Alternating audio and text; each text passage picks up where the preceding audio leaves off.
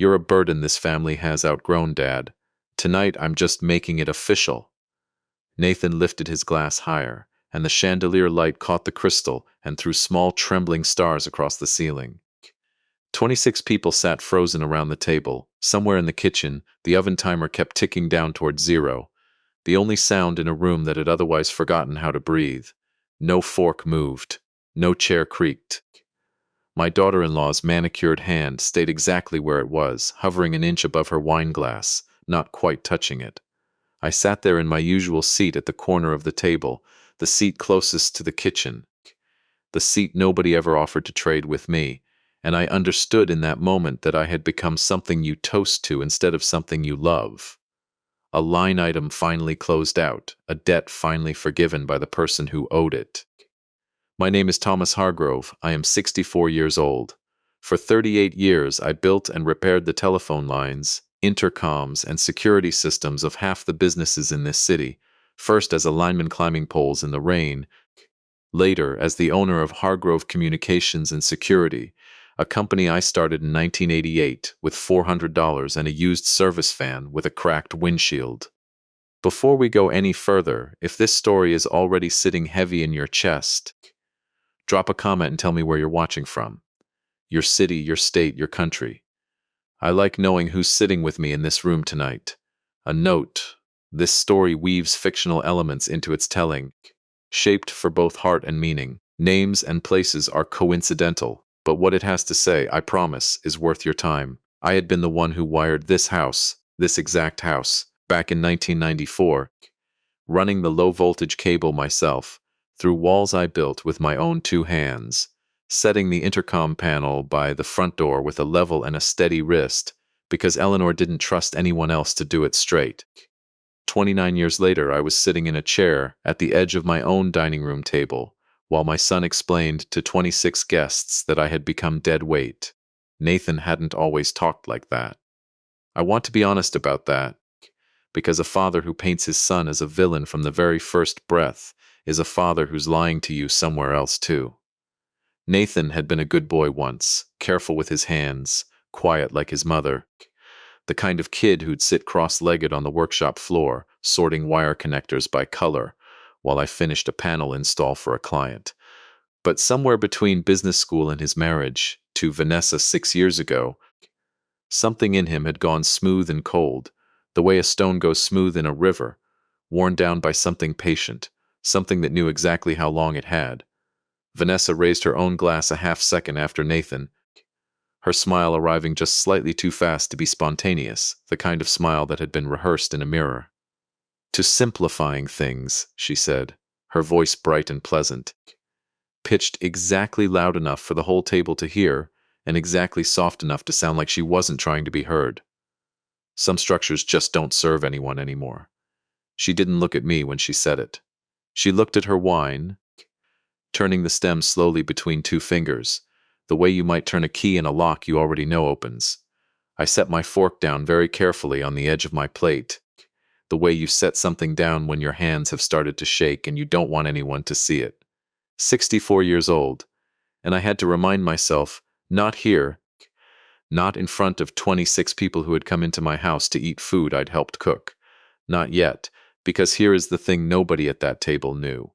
Not one of them, except possibly the two who'd planned this dinner. The house we were sitting in, the chandelier throwing its small, trembling stars across the ceiling, the dining table itself, the deed, the mortgage that had been paid off in full 11 years ago. Every square foot of it belonged to me and to a trust Eleanor and I had built together in 2009, 4 years before the cancer took her. Nathan had grown up believing, the way children often believe things without ever quite checking, that this house was simply his future, that believing something hard enough for long enough eventually turns it into a fact. He was about to learn otherwise, but not tonight. Tonight I just sat there and absorbed it, the way you absorb weather. "If you can't handle basic gratitude, Dad," Nathan continued, his voice sliding into something almost gentle now, the practiced gentleness of a man delivering bad news he's decided to feel good about, then maybe it's time you found somewhere else that suits your situation better.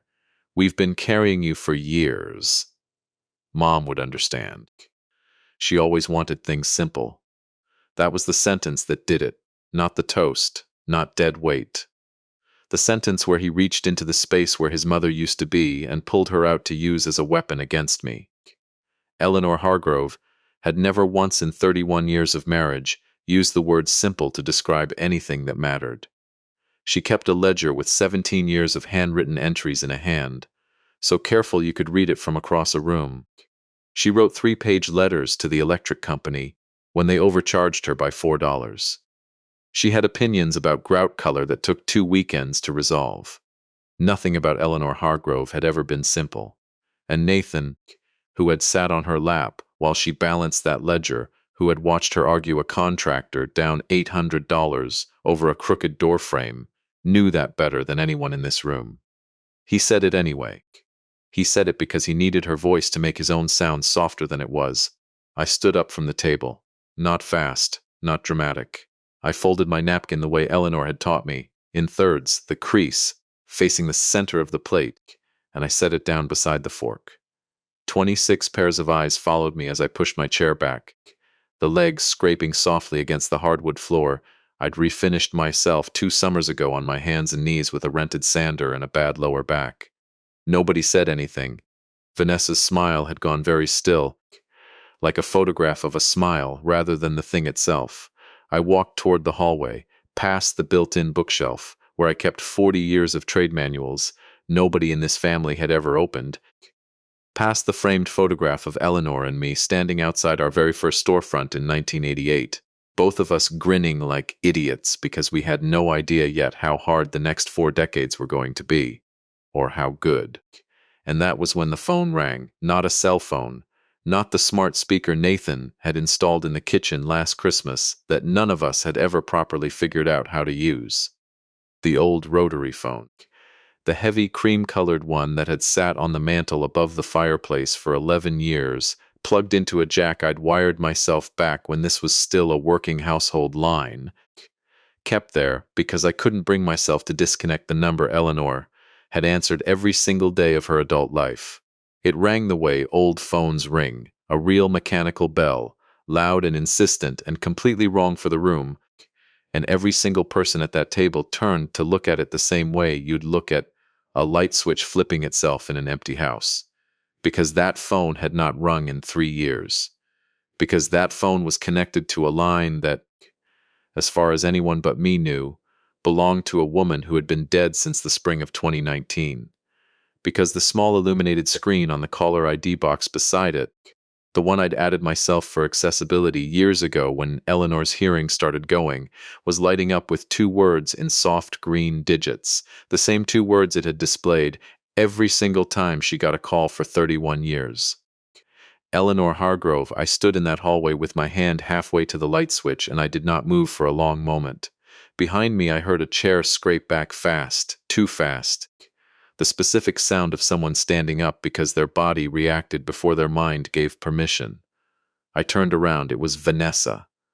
Her wine glass had tipped over on the white tablecloth, a slow dark stain spreading outward like something opening, and she was staring at that ringing phone with an expression I had never once seen on her face. In 6 years of Sunday dinners and holiday photographs and every carefully managed smile in between. It wasn't grief. It wasn't confusion. It was fear, plain and unrehearsed, the first genuinely honest thing I had ever watched cross Vanessa Hargrove's face, and I understood in that instant, standing in my own hallway with my dead wife's phone ringing behind me, that this dinner had not gone the way either of them had planned, and that I had just been handed the first piece of something much larger than a rude toast over a Christmas ham. I let it ring. 3, 4, 5 times. The mechanical bell filling the whole house the way it used to when Eleanor would call out from wherever she was, "I'll get it, Tom. Sit down, finish your coffee." Nobody at that table moved to answer it. Nobody except me knew they were allowed to. I walked back into the dining room instead, past 26 frozen faces, and I picked up the receiver myself with a hand that had gone very steady, steadier than it had been in years, because some part of me had been waiting a long time for a reason to be steady again.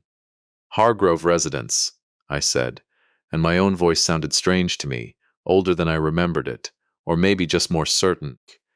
There was a pause on the other end, the particular texture of silence you get from an automated system deciding what to say next, and then a recorded voice, flat and pleasant and utterly indifferent to the fact that it had just detonated something in the middle of my son's Christmas toast, began speaking. This is a courtesy call from First Union Trust regarding a loan application under the name Eleanor M. Hargrove. To verify your identity and continue processing, please press 1. The room had gone so quiet I could hear the oven timer still ticking in the kitchen, counting down toward a dinner none of us were going to finish. I looked across the table at Nathan, whose face had drained to the color of the tablecloth, and at Vanessa, standing over her spilled wine with both hands pressed flat against her mouth, and I understood, with a clarity that felt almost peaceful after 3 years of quiet grief, that somebody in this family had been using my dead wife's name to borrow money, and that whatever else happened tonight, whatever toast got finished or dinner got cleared away, I was not going to let this go until I knew exactly who, and exactly how much, and exactly how long they thought they could keep a dead woman's identity working for them before somebody who still remembered her voice picked up the phone. I want to tell you something before I go further into how all of this unraveled, something I've had 3 years and a good deal of quiet nights to think about. Eleanor used to say that a phone line is just a promise stretched across a wire, a promise that when it rings, somebody who loves you is on the other end, or somebody who needs you is. I had kept her line active for 3 years after she died, quietly, out of my own pocket, $7.40 a month, because some part of me still needed the possibility of that promise, even though I knew exactly who wasn't calling anymore. I never imagined that the same wire, the same old promise, would be the thing that finally told me the truth about my own son. There is a particular kind of silence that falls over a room when something has just been exposed before anyone quite understands what it is. Nathan recovered first, the way he always recovered first, smoothing his tie with one hand while his eyes did the fast, calculating thing they'd been doing since he was 9 years old and caught taking money from my wallet for baseball cards. Some kind of scam call. Probably, he said, forcing a laugh that landed on the table like a dropped plate. They spoof numbers all the time now, Dad. Sit down, finish your dinner. I did not sit down. I set the receiver back in its cradle with the same careful, unhurried motion I use on things I intend to remember exactly as they were, and I looked at my son across a table full of people who had come to eat a meal in my house, and I said the only thing that felt true enough to say out loud. Your mother's name doesn't spoof itself onto a loan application, Nathan. Somebody typed it there. 26 guests sat completely still, and somewhere behind Nathan's shoulder, Vanessa was still staring at the phone on the mantel like it might ring again and say something even worse, and in that frozen, terrible, electric silence, I felt something in my chest settle into place for the first time in 3 years. Not anger exactly, something quieter and colder than anger, the particular calm of a man who has just realized he is not, in fact, dead weight. He is simply the only person left in the room who still knows how the wires actually run. I want to take you back now, back before tonight, back to a strip mall parking lot in 1988, and a woman named Eleanor Marsh, who agreed to marry a lineman with grease under his fingernails and no idea yet what he was building, because you can't understand what Nathan tried to take from me at that dinner table until you understand exactly what it cost to make in the first place.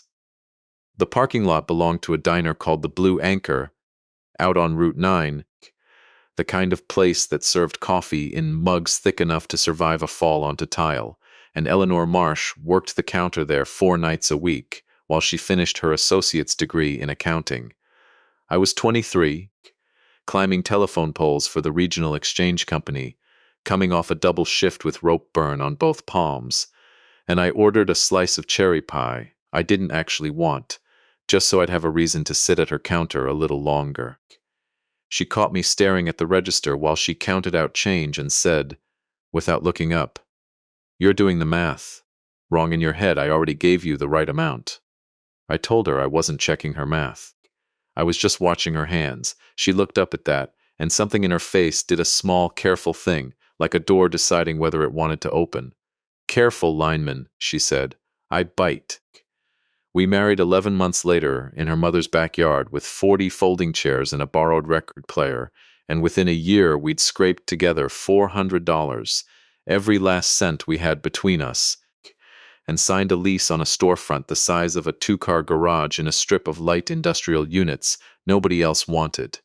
The sign painter charged us extra because we asked him to come back twice to get the blue exactly right.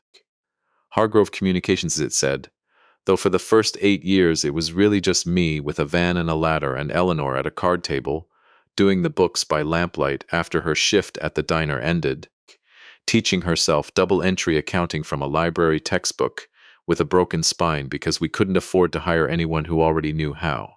I worked 7 days most weeks that first decade. I want to say that plainly and only once, because I've learned that a man who spends too long listing his own sacrifices starts to sound like he's building a case instead of telling a story, and this isn't a courtroom yet.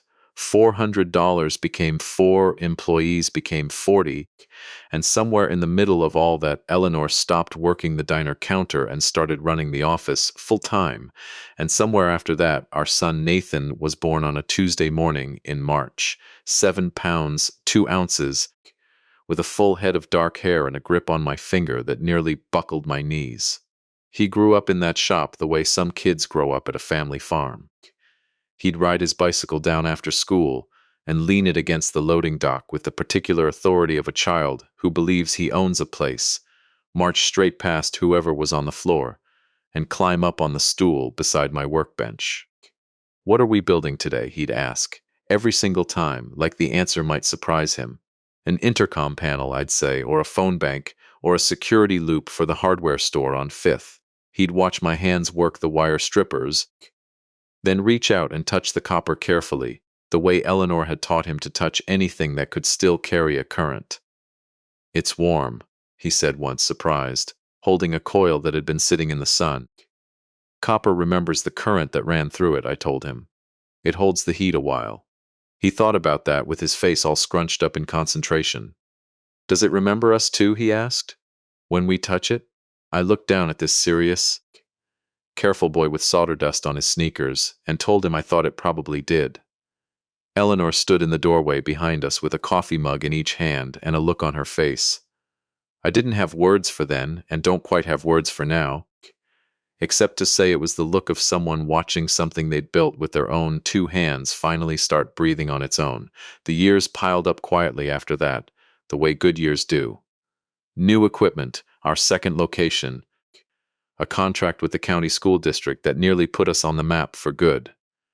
Eleanor took night classes at the community college on top of running the office, came home smelling like chalk and burnt coffee, quizzed herself out loud at the kitchen table while I did the dishes. "What's the depreciation schedule on service vehicles?" she'd call out. "I have no idea," I'd call back. "5 years straight line, don't you dare forget it again." A pause.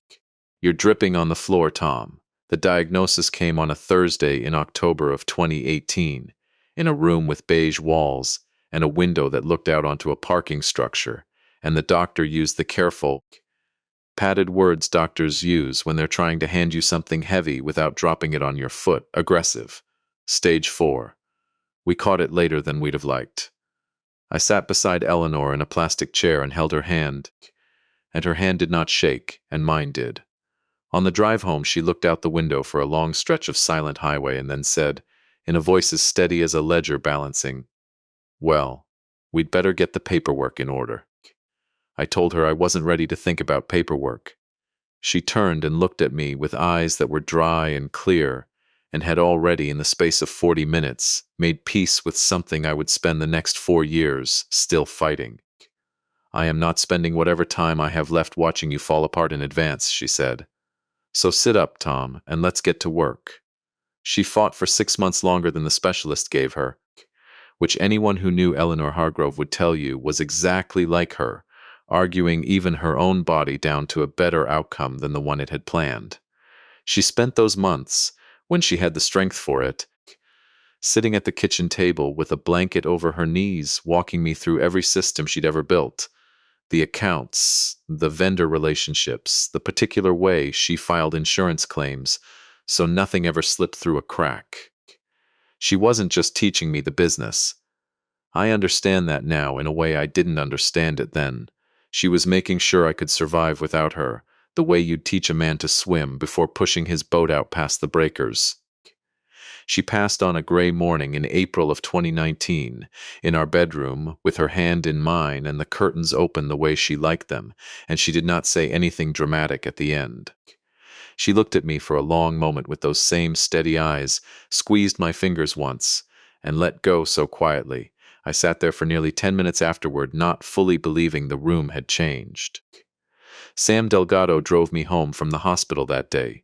Sam had worked the floor of my shop for 26 years by then, a broad, quiet man who could splice a fiber line faster than most people could find their glasses, and the closest thing I'd had to a brother since my own passed young. We didn't talk much on that drive. Sam wasn't a man who filled silence with noise, which was one of the 100 reasons I trusted him. When he pulled up in front of the house, he left the engine running and stared straight through the windshield for a moment before he spoke. "You going to be all right?" he asked. "No," I told him honestly. "But I'll figure it out."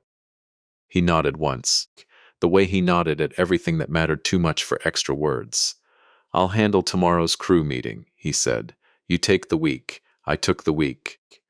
Then I called him and told him I wanted to step back from day-to-day operations, not retire.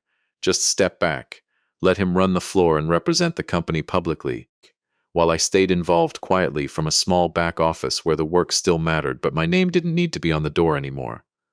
Sam studied me a long moment before he agreed. "People are going to talk, Tom," he said. "Let them." I told him. "I built this thing for the work, never for the credit." He gave a short nod. "Fine, but I'm still calling you every Friday whether you like it or not." "I'd expect nothing less," I said, and I meant it, and he has. Every single Friday since, without missing one, there is a particular kind of quiet that moves into a house after a death, one that doesn't announce itself all at once but arrives in pieces. Small habits you didn't know were habits until they stop. For almost a year I couldn't bring myself to answer the phone when it rang after dark, because for 31 years that specific hour had belonged to Eleanor, calling from the office to say she was locking up, and some stubborn, foolish part of my chest kept expecting her voice on the other end even after I knew better. I want to be honest about that here, because I think a man telling you a story like this owes you at least one moment where he wasn't strong, wasn't clever, wasn't 3 steps ahead of anybody, just a widower standing in his own kitchen at 7 in the evening, staring at a ringing phone he couldn't make himself pick up, his hand hovering an inch above the receiver, the exact same way Vanessa's hand would hover over her wine glass 3 years later, though neither of us knew it yet. I kept Eleanor's personal line active out of that same stubbornness. $7.40 a month, paid quietly out of my own account, long after any sensible man would have called it closed. I told myself it was for practical reasons, old contacts, doctors' offices, accounts still technically in her name that took time to transfer. The truth, which I only admitted to myself on the hardest nights, was that I liked knowing the line still worked. I liked knowing that if some version of the world decided to send her voice back to me, there was still a wire it could travel down. Nathan met Vanessa Whitmore in the spring of 2018, 6 months before Eleanor's diagnosis, at a networking mixer downtown that Nathan had gone to on a whim. He brought her to Sunday dinner within a month, which told me he was serious before he said a single word about it. And she arrived with a firm handshake and a smile that showed up a fraction of a second before the rest of her expression caught up to it.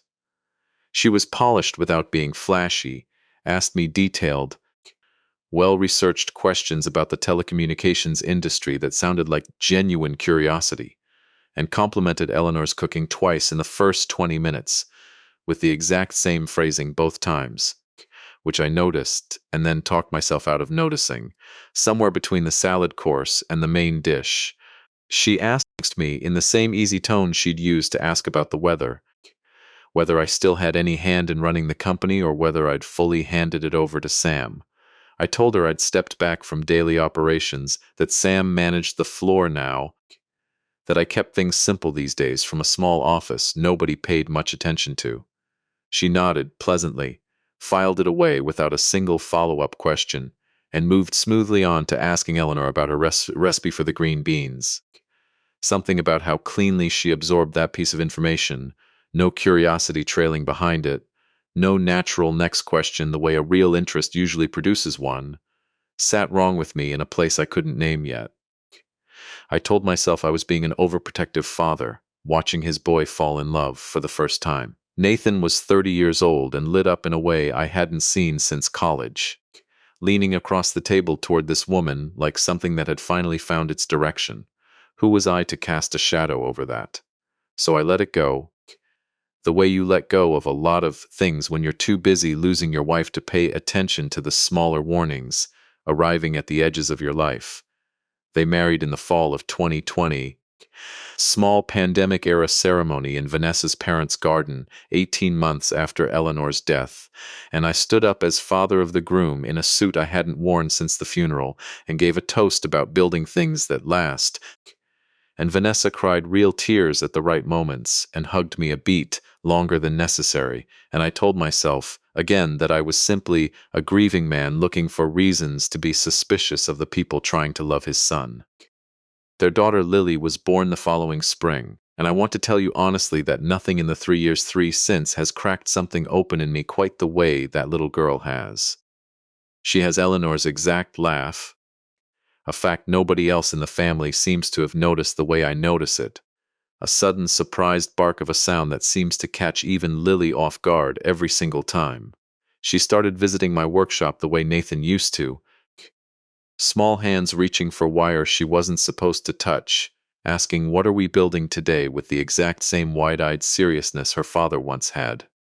Some evenings I'd catch myself watching her sort connectors by color on my workbench and feel Eleanor standing somewhere just behind my shoulder, not quite visible, entirely present.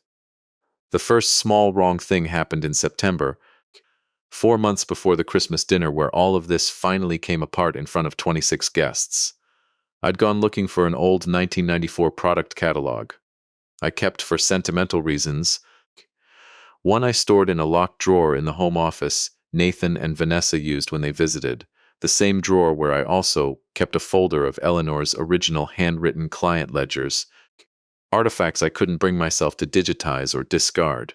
The catalog was there, but it had been moved, pushed 2 inches to the right, angled slightly wrong. The particular kind of displacement you only notice if you've set something in the exact same spot for 11 straight years. I told myself Nathan had probably gone looking for something during a visit and forgotten to put it back exactly right. A perfectly reasonable explanation. I put the catalog back where it belonged and said nothing to anyone, though something cold and unfamiliar had already started moving quietly up the back of my neck.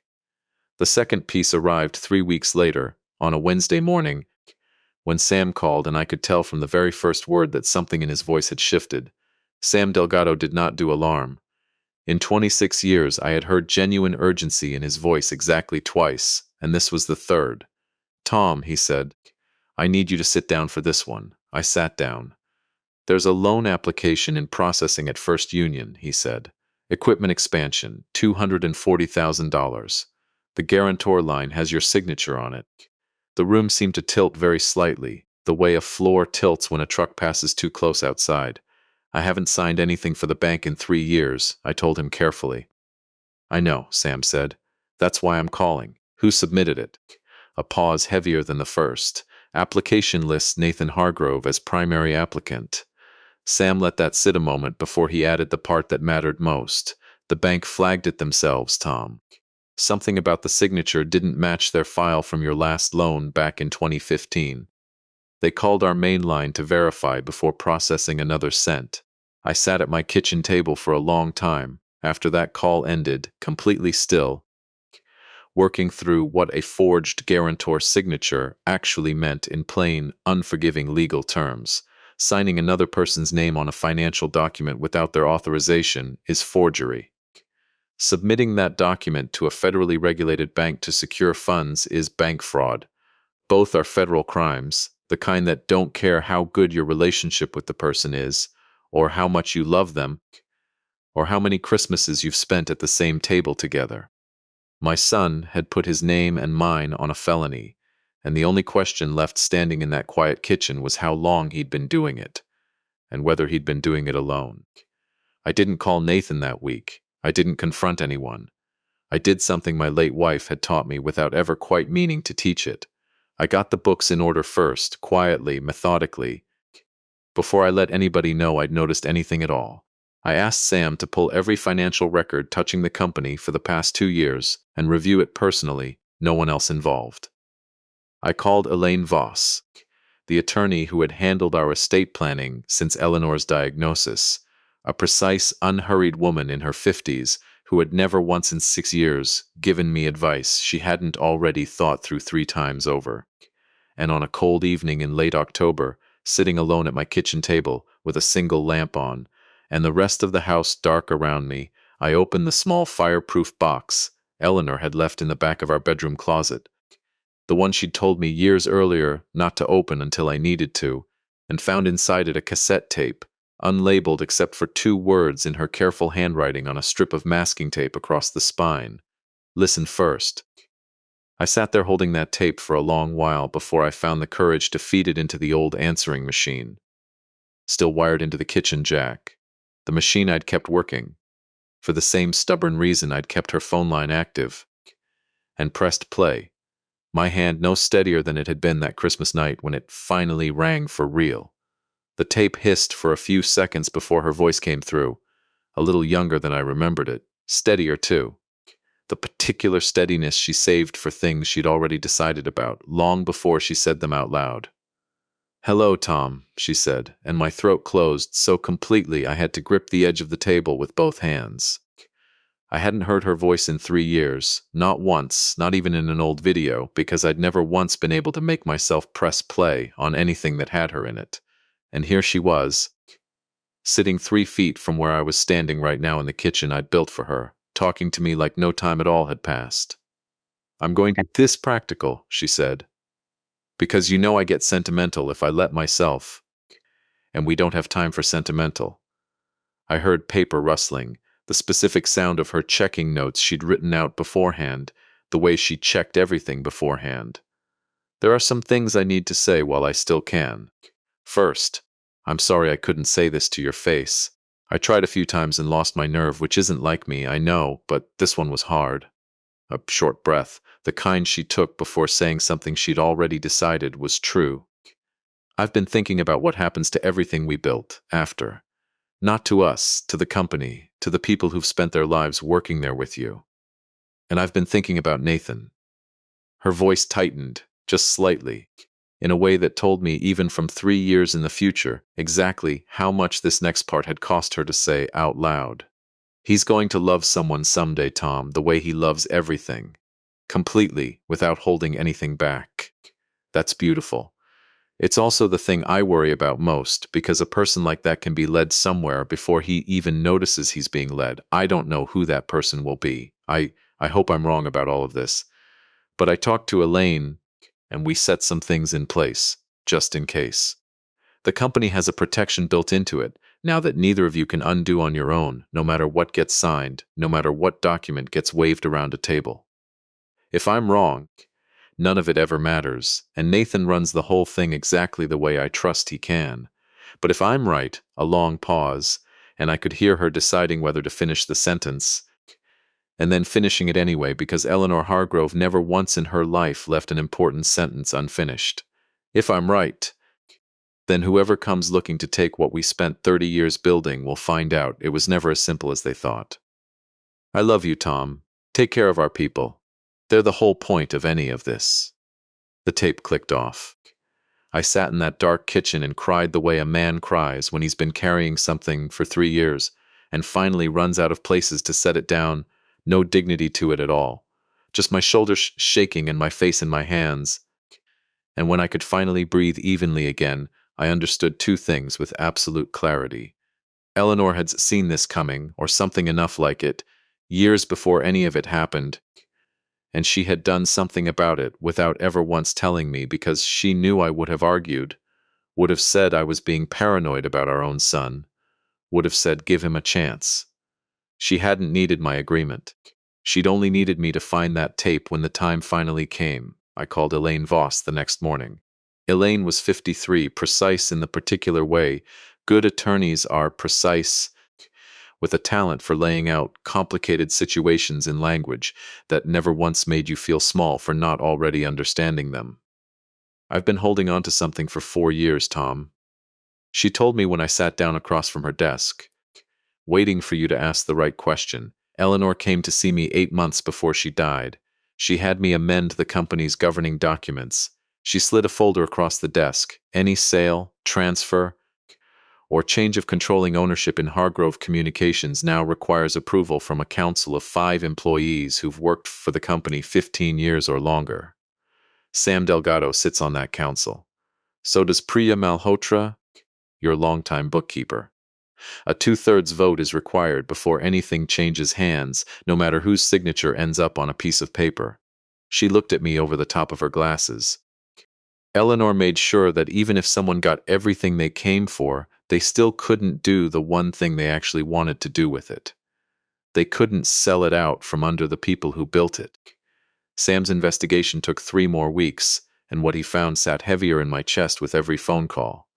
Over the past 14 months, 41 equipment write-offs had been processed under the damaged inventory classification at our secondary warehouse, totaling just under 170,000 in fiber cable, security panels, and commercial-grade intercom hardware, the kind of equipment that moved easily for cash and never came with a serial number anyone bothered tracing. Every single write-off carried the same signature. Renee Castillo, our inventory coordinator, hired 14 months earlier on the strength of references Nathan had personally vouched for. When Sam pulled her employment file, one of the 2 companies listed had closed in 2017. The other had never heard of her. Nathan had brought her in through what he'd called a personal contact, months before I'd noticed anything wrong, months before the loan application, months before any of this had a name. I want to be honest with you here, because a story like this only means something if the man telling it lets you see where he failed too, not just where everyone else did. I had a private weakness through all of this that I'm not proud of, one that had nothing to do with courage or cleverness, and everything to do with an old man's grief. For nearly a year after Eleanor died, I couldn't make myself pick up a ringing phone after 7 in the evening. Not once. Because some stubborn animal part of me kept expecting her voice. And every time it wasn't her, the loss hit fresh all over again, sharp as the first week. I let that fear cost me things. I let it cost me noticing, sooner, that my own son had started treating this family the way you treat an account you're quietly draining. If I had answered a few more of those evening calls, instead of letting them ring out into an empty kitchen, I might have caught the smaller warnings years before a dead woman's phone had to ring at my own Christmas table to finally get my attention. Elaine and I met with Dr. Patricia Voss. No relation, she liked to joke, though the coincidence never stopped being funny to either of them. A forensic document examiner with 30 years of testimony experience in her cluttered downtown office 2 weeks before Christmas. She laid the loan signature and a birthday card I'd written Nathan for his 30th under matching light boxes. The signature on the loan application, she said, tapping the left image, wasn't produced by a human hand in the moment. It's digitally reconstructed, vectorized from a source signature, then applied to the document. Real handwriting carries micro-variation in pressure and speed. This has none. She tapped the card. This is your source. Someone photographed your actual handwriting and rebuilt it, stroke for stroke. I looked at that card for a long time. I'd written it for Nathan's 30th birthday. 3 years before any of this. 4 lines about being proud of the man he was becoming, signed the way I always sign things, Dad, with the D looping a little wide the way it has since I was a boy. Someone had taken those 4 sentimental lines and turned them into a felony. Is this admissible? I asked, and my voice came out steadier than I expected it to. I've testified in federal court 11 times on exactly this kind of analysis, Dr. Voss said. The bank already has grounds for a fraud referral. This just confirms it beyond argument. Elaine set a hand flat on the table. Tom, do you know who had access to that card? I thought about it sitting on Nathan and Vanessa's mantle for the better part of 2 years. Right where anyone visiting for Sunday dinner could see it, could photograph it in a private moment, could carry that photograph home and feed it into whatever piece of software turns love into a weapon if you're patient enough and cold enough to try. The confrontation with Renee Castillo came 3 days later, and it happened the plain, unglamorous way these things actually happen, not through hacking or subterfuge, but because a frightened 28-year-old woman facing a federal fraud referral chose, on her own, to talk. Sam and Elaine met with her at the warehouse with her own attorney present, laid out the documented pattern, and watched her decide, in real time, that whatever loyalty she'd been paid to have toward Vanessa Hargrove wasn't worth the years in a federal facility that came with staying quiet.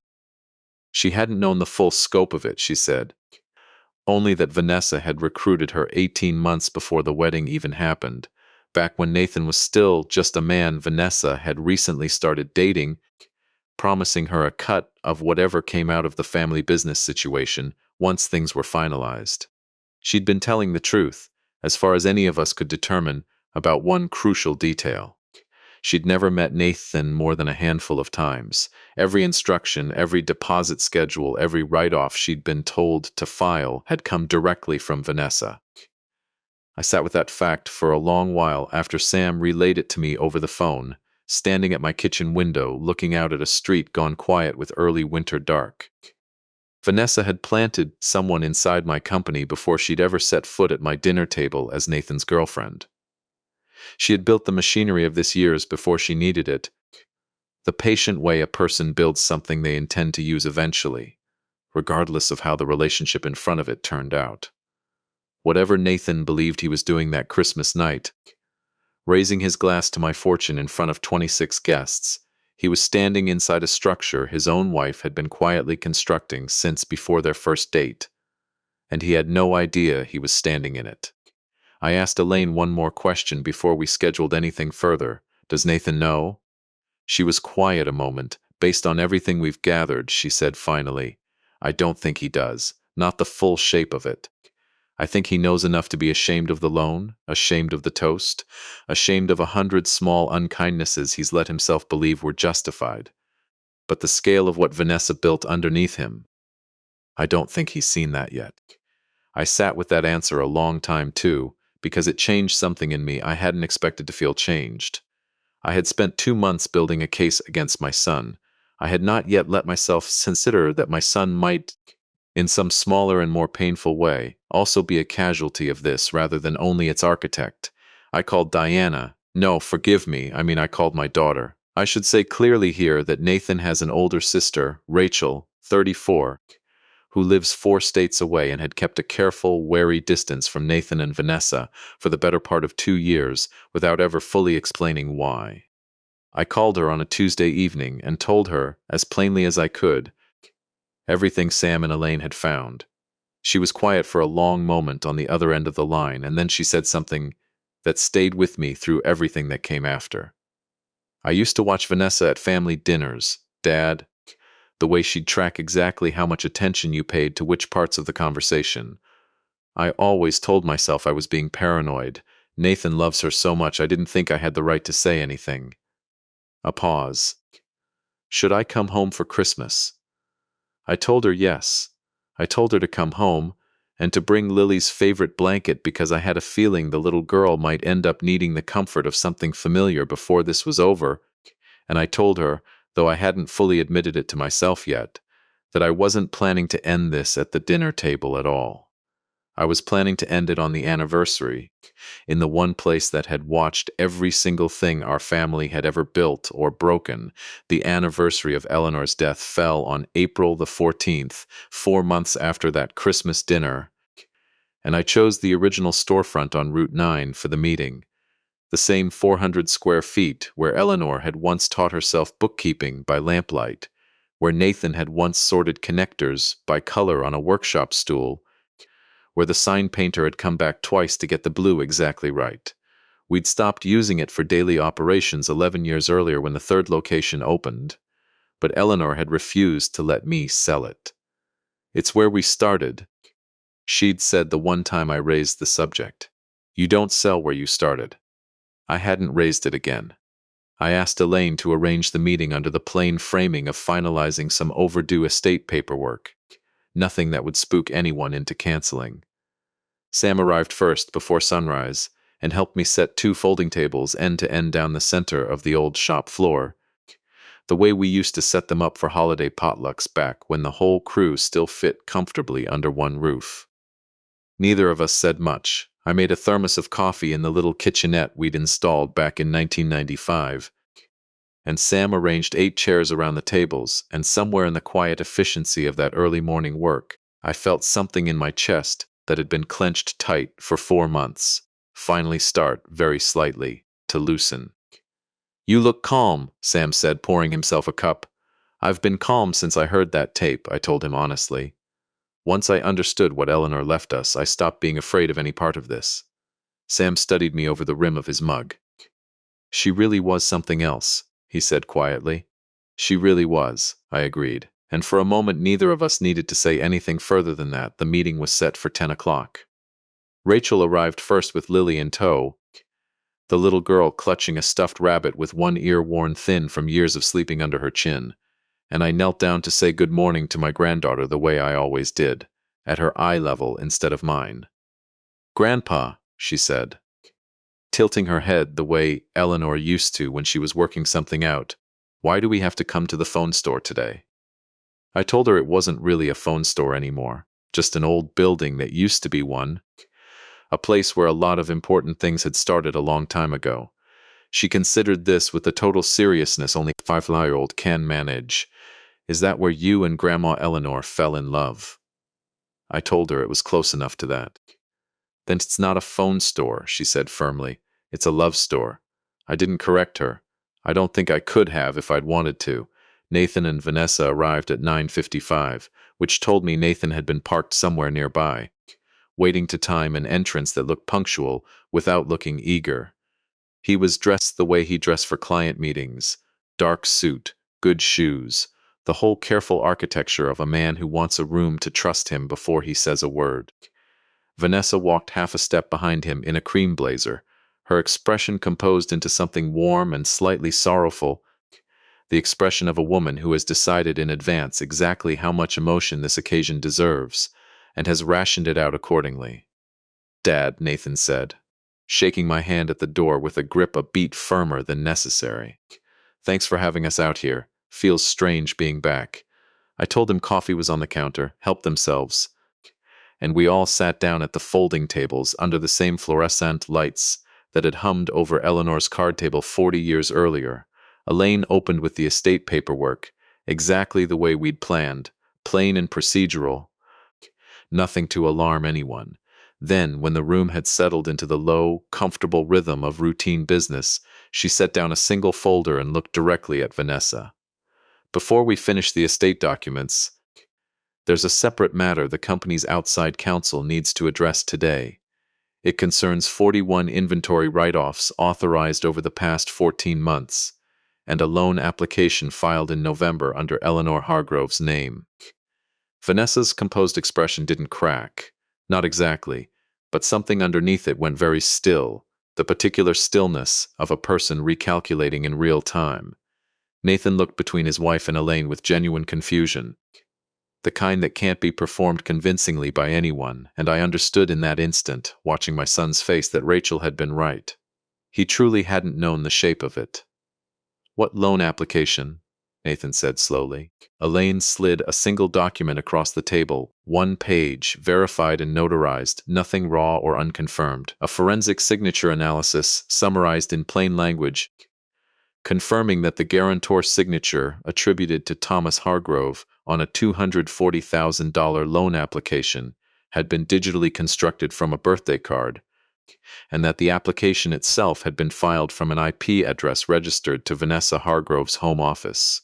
Nathan read it twice. I watched the color leave his face the way water leaves a basin, all at once and completely. I don't understand, he said, and his voice had lost every bit of its client meeting polish. He turned to Vanessa. You filed this under my name, using Dad's signature. Vanessa's mouth opened, then closed.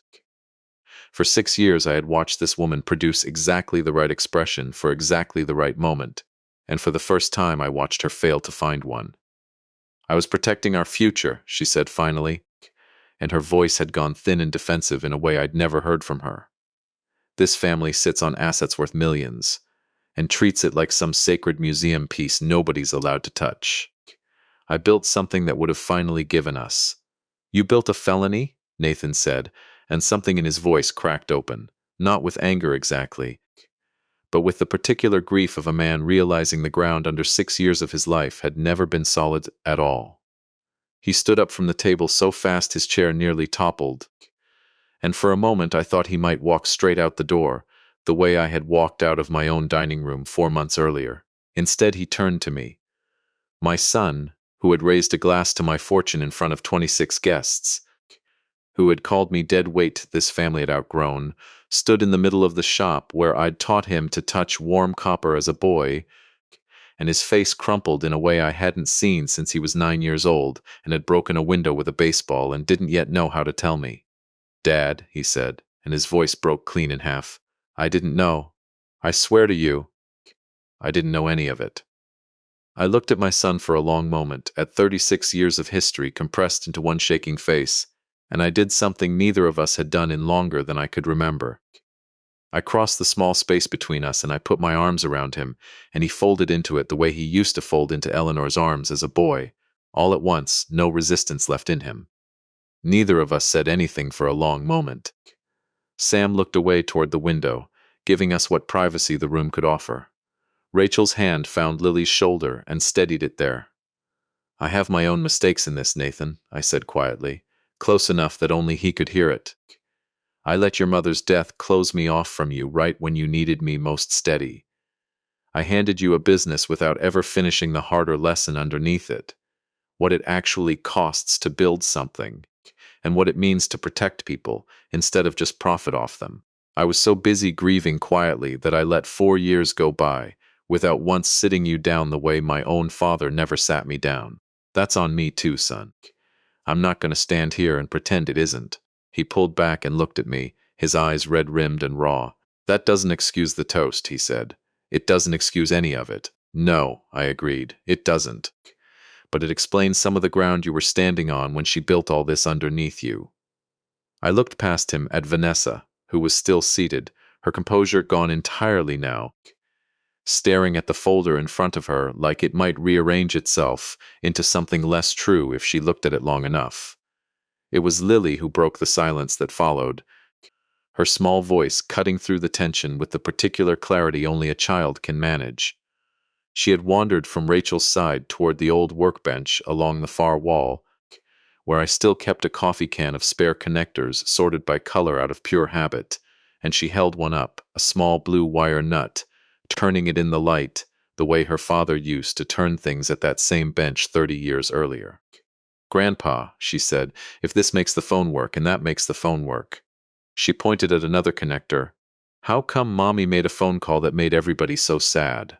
The room went very quiet. Nobody laughed, though the question had the innocent, sideways logic only a 5-year-old can produce. Because, sweetheart, I said, kneeling down to her level again, sometimes people use good things the wrong way, and it takes brave people to notice and fix it. She considered this with total seriousness, the same look her grandmother used to get balancing a ledger. Are you the brave person? She asked. I'm trying to be, I told her, and meant it more than I'd meant almost anything in 4 months. The domino collapse, when it came, arrived quietly and almost entirely outside that room. Elaine had, weeks earlier, filed the complete forensic package with First Union Trust's fraud division and separately with the county district attorney's office through channels that required no confrontation, no theatrics, nothing but documents that had already been legally and properly obtained. The bank's own internal signature mismatch flag, Rene Castillo's voluntary and attorney-supervised statement, and Dr. Voss's certified forensic analysis. 2 weeks after that meeting at the old shop, Vanessa was charged with bank fraud, forgery, and embezzlement in connection with the write-off scheme. Rene's cooperation, offered freely and early, earned her a reduced plea and 2 years of supervised probation instead of the far longer sentence she might otherwise have faced. Vanessa took a plea deal that spring that kept her out of trial but not out of consequence. 3 years, with restitution ordered against whatever remained of her personal accounts, once the shell arrangement she'd built around the stolen equipment was unwound. Nathan, cleared of intent, once investigators confirmed the loan application's true digital fingerprints led back to Vanessa alone, was never charged, though he told me privately he sometimes wished he had been, just so the guilt might feel more evenly distributed than it did. The Council of Five, Sam, Priya, and 3 other longtime employees Eleanor had named years before any of us knew we'd need them, met that June and voted, unanimously, to keep Hargrove Communications exactly where it belonged, under family stewardship, with Sam continuing to run daily operations and a formal documented path finally drawn up for Nathan to earn his way back into real responsibility over time. The slow way, the way I probably should have insisted on from the beginning instead of simply handing him a title. The second gathering happened in September, 5 months after the old shop, 5 months after Vanessa's sentencing on what would have been Eleanor's 63rd birthday. It wasn't a courtroom victory or a family reckoning this time. It was simply a dinner held not in the grand dining room, where the chandelier had once thrown its trembling stars across a table full of strangers, but in the backyard, under string lights Nathan had spent an entire Saturday hanging himself, insisting on doing it without help. Sam came and brought his wife. Priya came. Rachel flew in with Lily, and to my genuine surprise, a dozen former employees and longtime customers I hadn't heard from in years showed up as well, unannounced, having heard through the old grapevine that something worth honoring was happening that evening. Men and women who remembered Eleanor teaching herself accounting by lamplight, who remembered me climbing poles in the rain 38 years ago, standing quietly along the fence line with covered dishes in their hands, asking for nothing, simply present. Nathan stood up partway through the evening, nervous in a way I'd never once seen him nervous, and asked if he could say something. "I spent a long time believing this family owed me something," he said, his voice unsteady but clear. "I think somewhere in there I stopped seeing what it actually cost to build, and I let somebody who saw an opportunity walk right through the gap that left behind. I can't undo the toast. I think about it more than I've told anyone." He looked at me, but I'd like the chance to earn back what I said I didn't need anymore. Rachel, sitting beside him, reached over without a word and squeezed his hand. The two of them united in a way I hadn't seen since they were children arguing over the same bicycle. I want to tell you honestly that forgiveness didn't arrive all at once that night, the way it never does in real life, no matter how the story might make you want it to. It arrived the way most true things arrive, slowly, in installments across 100 smaller ordinary evenings that followed. Nathan showing up at the shop on Saturdays to actually learn the systems instead of simply inheriting them, Lily sorting connectors by color at the same workbench her father and grandmother once stood at, the whole unbroken thread of it running forward the way copper carries a current, patient and steady, waiting to be used well. Late that evening, after most of the guests had gone, and the string lights had burned down to a soft amber glow, I walked back into the house alone and stood in the hallway where I'd stood 4 months earlier, listening to a phone that had no business ringing. It was still there on the mantel, cream-colored, patient, plugged into the same jack I'd wired myself back when this house was young. I picked up the receiver, not because it was ringing this time, but because I finally wanted to. I dialed the old number from memory.